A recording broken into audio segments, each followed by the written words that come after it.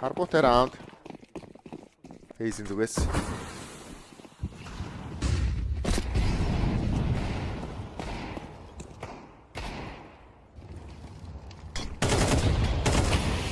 Энэ раундын дээр Фейс кланыхаа дөрүүдээ таалаа. Авч явах шиг байна. Smoke гэрлүүл Blitz барих. Хоёр тоглогчийг бариад авлаа. Нэг нь хаана унж байгаа гэсэн. Ramp дээр Tikвак унчлаа.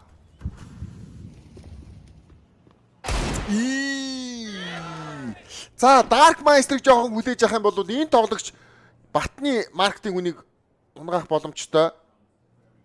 За, хоёр дахь хүн нь хаана байх уу гэсэн мэдэхгүй дээ. За, одоо үзэгчнэр хэлээд хэлэх юм бол тэгээд эвгүй дээ гэсэн зүрхийг гэж байгаа юм уу?